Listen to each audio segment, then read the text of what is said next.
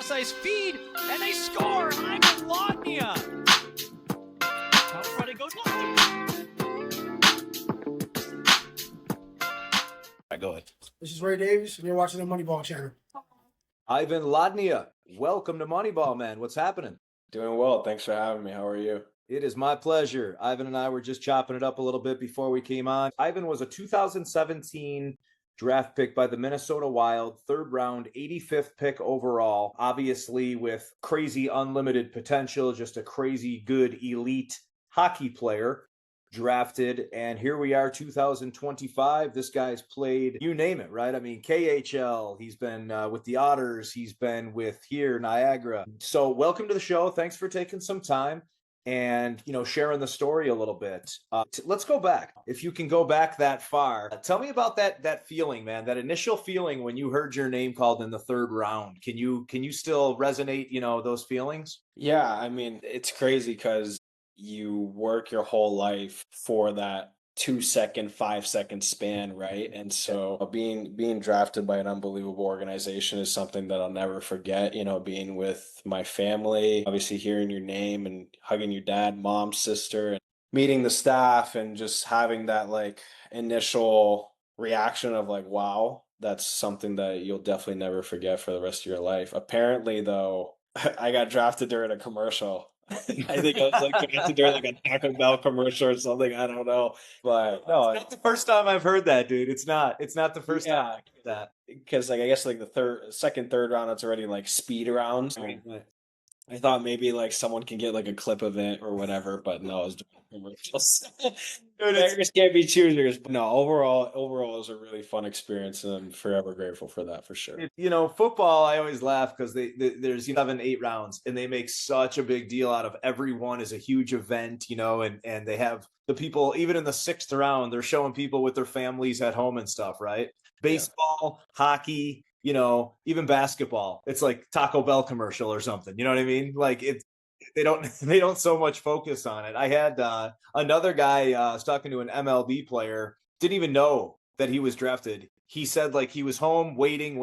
They went to 20 rounds and he was drafted in the 18th. So he just didn't think it was happening. So he was like, screw it. He turned everything off, kind of got like mad, whatever. Then he started getting calls from his friends like, congratulations. He said he swore to God he had no idea he was drafted. It was a really special moment. So 2017, you get drafted. Obviously first step is hey, let's go to camp, right? Let's go to the Wilds camp, and tell me about like right from that moment back then when you joined them, as far as how everything went. Yeah, I mean, it was definitely like a first time for everything, right?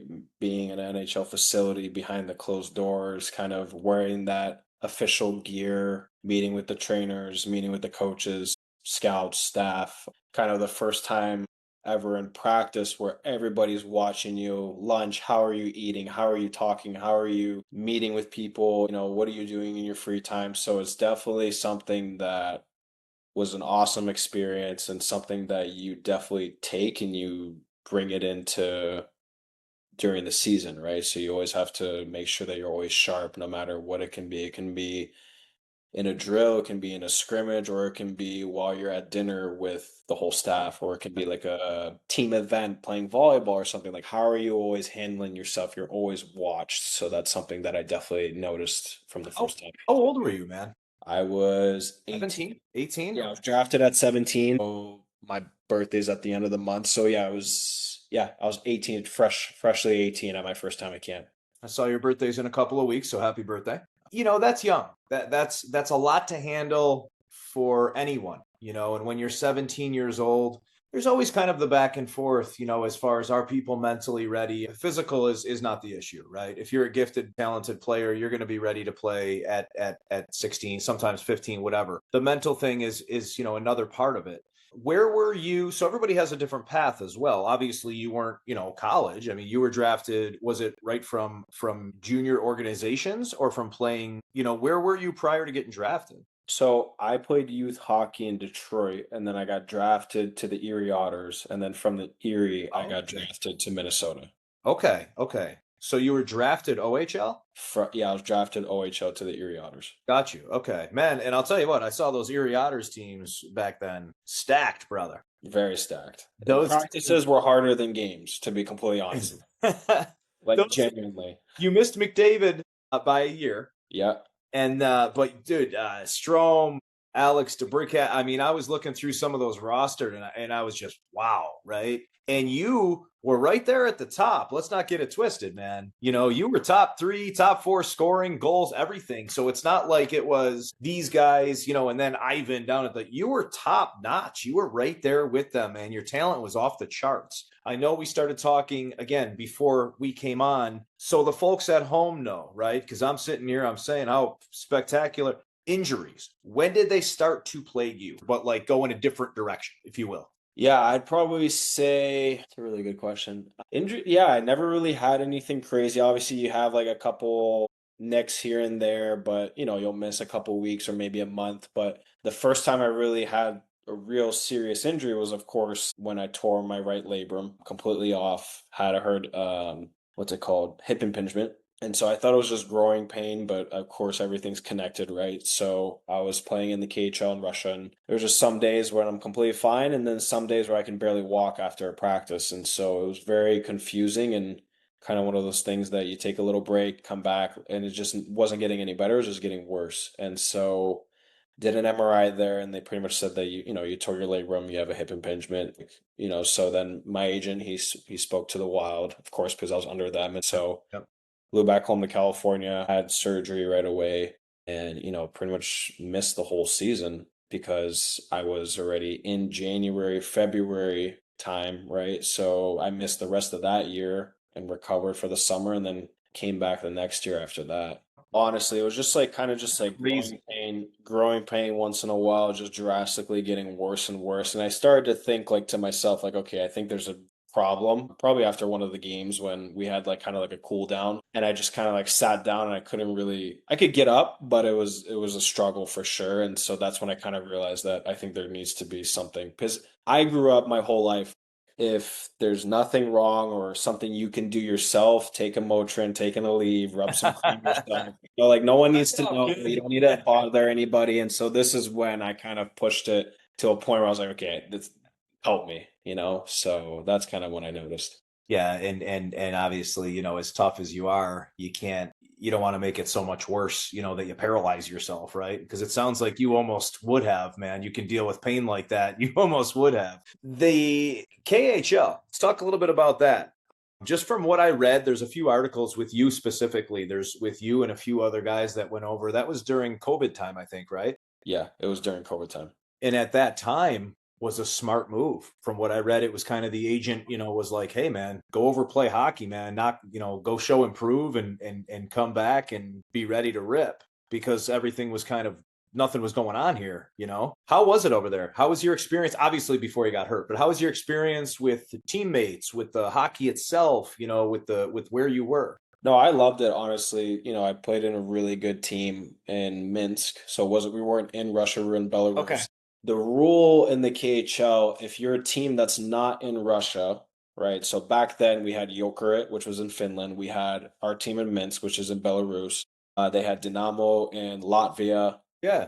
I want to say there was one more team, maybe just us three. But when you're not a Russian team, and Kunlun, okay, the Chinese team. So those 4 teams, when you're not a Russian team, you can have as many imports as you want. Okay. So we had pretty much like 7, 8 Canadian American guys. So it was like I was kind of translating from Russian to English, like English back to Russian for the coaching staff. And so, no, overall, I really liked it there. I'd say it's a very elite league, not a lot of dump and chase. I remember we played against Ufa, and that was at that time they had a Finnish head coach, and they had a lot of Finnish players. That was probably the longest game I've ever had without touching a puck, because they never dumped it. Yeah. They were just giving it back. And I'm like, man, this is what it feels like to play against us. Like, this sucks. Yeah. No, it was a very good league. So I'm not going to lie. When I first saw your name, heard your name, I thought I was going to be talking to a Russian as well. Yeah. Where did Ivan come from, man? It's super unique. I dig it. You're an LA kid, right? Yeah. So I was born in LA. Family's from Ukraine in Kiev. Okay. Okay. But yeah, I was the one kid born in Los Angeles, grew up there my whole life. Moved to Orange County when I was 6, and then, obviously playing hockey wherever I played, would come Yeah. back home in the summers, and then I'd say just not almost 2 years ago, we all moved to Florida. So now I live here. Whereabouts in Florida are you? So around Boca Raton area. Okay, so you're down south a little bit more. I got my Yeah. folks. My folks are in Wesley Chapel, close to Orlando, halfway between Orlando and Tampa. Okay. Okay. Got it. So when you say Ukraine, immediate family, parents, Yeah. Parents, aunt, uncles, cousins. Yeah. like first generation Ukraine. My brother's there right now. He's in Kiev, so he calls us a lot and tells us what's going on and updates. I really hope that all gets resolved soon. So shout out to you and your family and the generations there, bro, because it's just what a tough crew of people. Was that? And I guess you don't have to answer this, whatever, but KHL, right? Playing in the KHL, the Russian league, and then was that right prior to the invasion? So no, that happened when I was playing in Chicago, right in the middle of the season. So that was definitely, I want to say, an interesting shock, I Yeah. guess, because that's like something you never grew up thinking would, ever happen. So it was definitely an interesting time at that moment for sure. Have you been over there a few times? Have you? No, growing up, I never really had the time to genuinely, because obviously with the long season and everything, and then when you're home, you just want to be at home. You just want to be with your friends. You want to be around, your people, and so you never really had time. And then, growing up, I always thought, once probably around this age, I would definitely go, but obviously it's gonna have to be delayed a little bit for sure. Yeah, yeah. You probably don't want to head over for vacation there right now, right? And your parents were just driving you around, man. You're a travel hockey kid, right? So you were constantly go go go go. Exactly, exactly. So it's good to take a little time off sometimes here and there for sure. All about the grind though, man. Getting up, and just doing it. At what age did you start playing hockey? So I started, I was, my dad was carrying me as a baby when I started my pacifier, around the ice, and I felt like it was kind of one of those, before I could walk, I was on the ice. Yeah. Kind of like playing when I was like 4, just already skating, ripping around. I always grew up playing against older kids than me. I was always a forward. So I'm in Buffalo, right? Shows in Buffalo. You were in Niagara. You were in Erie. You literally had to go through Buffalo every time. Yeah, going from Erie, anywhere we played besides, unless we went west towards like Saginaw or Sault Ste. Marie, every team we played against, we had to go through the Niagara border. Every get off, get on. That was rough. So when I got traded to Niagara, not having to do that stop an hour and a half every time, it definitely saves travel for sure. Who was your team growing up? Were you a Kings fan? So my first, yeah, I was a Kings fan at first. I mean, I still am. Honestly, like Kings, Ducks, but I mean, honestly, it was growing up as a kid, it was definitely Kings for sure. Definitely Kings. Yeah. I saw at one point when I pulled up, and I was going through your bio, I guess you had mentioned it. It would have been the last camp you were at was the Sharks camp, right? Yes. Man, how I would love to see you out there if we didn't have that injury, man. Tell me about, like I said, I never put a negative undertone or spin on anything, man. You are a 1%er. You're a professional hockey player that was drafted into the NHL. And I mean that wholeheartedly. Like, you've accomplished what my kids want to accomplish, what every kid out in the ice wants to accomplish, everybody's dream. And that's never going to be taken away from you regardless. Are you still after hockey? Do you still want to try to figure out how to play? Or is it now, okay, injuries have gotten me. I want to maybe still coach and be involved, and do this? Or tell me where you're at. Where's your headspace, man? Where are you at mentally with everything? Yeah, no, I mean, obviously, first, thank you for the kind words. It definitely means a lot. I mean it, man. And and not only just from looking at numbers on paper, I mean, from researching and watching video, you were just off the chart. You were sick, and watching it was crazy.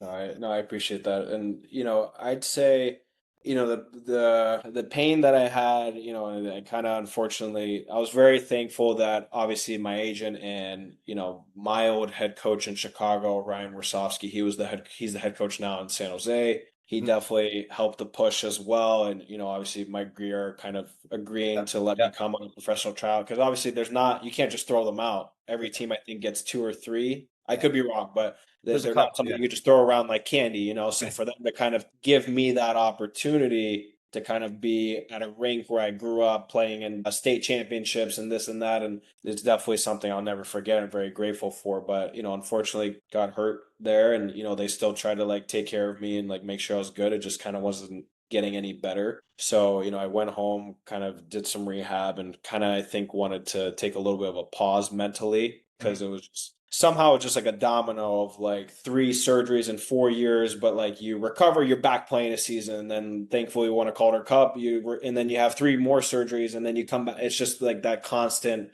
stress of like go go go. I kind of wanted to take a little bit of a seat back, because it was definitely a lot. But I'd say right now, feeling the way how I feel physically and kind of having a little bit of that refresher mentally. Right now it's August, camps come around in September. Right now training a lot off ice. We have the 3-on-3 league that I was telling you about called SoFlo, which I'd say is probably the best 3-on-3 league. I don't know if anybody has anything better, honestly, because the small ice, the competitiveness, the players that we have, and the culture that they made in this state, especially in Florida. Hockey is not really that popular until obviously last 2-3 years. And it's crazy though, the last couple of years, man. It's like and it's because you know why? It's such good hockey. You know what I mean? It's just a winning culture, whether it be Tampa or the Panthers, man. It's just a winning culture. And when you go down there, man, the Lightning games and it's crazy, dude. It's the people are into it. I'm so happy to see that too, because it's an amazing sport. And by the way, that 3-on-3, that's got to be so fast. It is, but like it's such a short, small piece of ice. It's like a size of a zone, maybe smaller, but it's one of those. It's different. There's no room, and you got guys all over you all the time. So it's like quick hands, bend your knees. You're never like standing. Like it's a really good league, I'd say. Like and like now we have playoffs. It's like semifinals and finals. Now it's gonna get a little bit more contact, and it's gonna get like really competitive on Wednesday and Friday. So that, and then like skating with those guys daily, it's something that like you can't compare it with anywhere, honestly. And so, having that mental mindset of just give it one last shot, because I know that, if I don't, I'm, life's not going anywhere, but this is kind of like, I feel like that last push. So, I'm kind of used to always be like, no, it has to work. But now I think just enjoying it more and just being like, just giving it all I can. And if something comes out of it, it'll be a great story to tell one day. But if nothing comes out of it, it's like I did everything I could, and I can go to sleep with that. I think that's an amazing answer, man. And I'm so happy to hear you say that. I was hoping you were going to say, give it one last push. Obviously, barring injury, you don't want to hurt yourself anymore. But in the same token, go for it, bro. Go for it. You're playing with such elite players and at an elite level right now.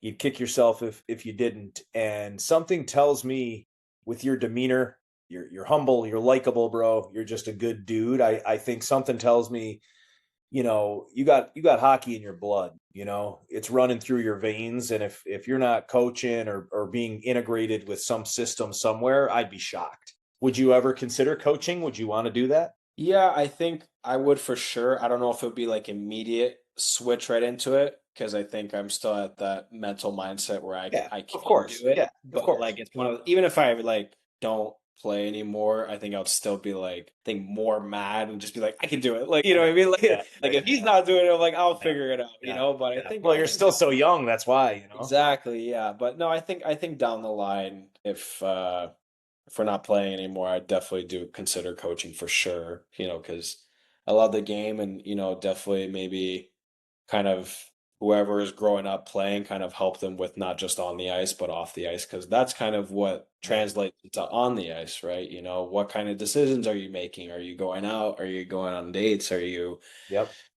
staying up later than you should be? Those kind of things translate to on the ice. And so I feel like that's something. Ivan, your experience, man, is second to none. You're 24 years old, and you've been to Belarus. But like I said earlier, 5-6 different teams and overseas at such a young age, and dealing with what you've dealt with, right? Yeah. So the mental aspect. I mean, for you to be able to sit down, to a younger kid, let's say he's a travel kid or whatever, and for your advice, right? Like, let's say my son who will watch this, and I'm like, yo, you got to listen to Ivan and listen to his story. And I don't know if you understand the impact you're going to have on these people. You know what I'm saying? Because of everything that you've been through, that no quit attitude, even with the Ukraine stuff, even with the fact that I'm sure you have family there and stuff. You're a warrior, man. You're overcoming things. So regardless of where everything ends up, you'll be on your feet for sure, man. Let's get into a couple of fun questions here, man. Couple of Moneyball rapid fire fun questions here. What's your favorite ice cream? Vanilla. Plain No, or cookie dough. Cookie dough. Cookie. Oh my God, I've been on this cookie dough train. That thing's been hitting hard. I've been an ice cream kick, man. I've been on one, and I'm starting to pack it on a little bit. My wife's like, "You gotta take it easy with the ice cream. It's just so good. I can't help myself." Right? You can't be letting her tell you that. No, you're breaking your heart. Not just vanilla. You're not putting some sprinkles on there, nothing like that. Oh well, yeah. I don't know why I like kind of like different mixes, right? So it's like if I'm going sorbet, it's like vanilla with raspberry. I'll put some toppings on it. I try to get different flavors into it, kind of mix it all up together. Gotta mix it up a little bit. What's your favorite pizza? Pizza. Depending on the time of the night, probably, I don't know, you can't really go wrong. I don't know. I really like if there's like something spicy. I love spicy. So anything, I can have a pepperoni, maybe some jalapenos on it. Yeah. That's fair. All right. If you could go 100 years in the future or 100 years in the past, which way would you go? So you're going back to 1925, or we're going 100 years in the future. Which way are you going? I don't know. I mean, the pace that we're kind of at right now, I don't know. It's scary, right? Scary. I don't know. I probably go back 100 years for sure. Simpler times, easily for sure. Right. I think it would be cool, man. I think I was built and wired to be back then when things were just more chill, right? Like more, you didn't have to deal with all the AI and the robots and the craziness and all that stuff. Yeah. Florida or California? I had to do it. All right, I have to put you on blast. Yeah, no problem. But Florida for sure. I mean, if we're going like weather-wise, I think California is great. I sweat a lot, so summertime, not my time at all. Yeah. But, the landscape and like California is always going to be my home, but Florida for sure. For the life that you can get, you're definitely living in Florida 100%. Yeah, I definitely dig Florida, man. It is hot in the summer. It's one of those things, right? I'm in Buffalo, so they say all winter you kind of stay inside because it's too cold. You can't go outside, and all summer in Florida you're basically inside because it's too cold. I mean, you're at the ice rink, but if you're somebody who's just outside working, whenever I'm in Florida or a real hot climate, I always look at those guys who are like up on the roofs doing roofing and construction, and I'm like, dude, it's tough. Like, no way. I got 2 shirts. I always have an extra shirt in the car. Even when I shower, right when I leave the rink, I'm already slipping in my sandals. So it's a problem. I'm the same way. I sweat like a pig. I do like California weather though, man. I like that 70, 75, balmy breeze type stuff. No, it's California landscape wise and weather wise. I don't think there's anywhere better in the world, to be honest. This was a lot of fun, man. This was cool getting to know you. I certainly appreciate you taking the time with me. We'll definitely keep in touch. No, yeah, I really appreciate you, taking the time out of your busy schedule to chat with me, and obviously keep in touch for sure in the future. It'd be great for sure. For sure, brother.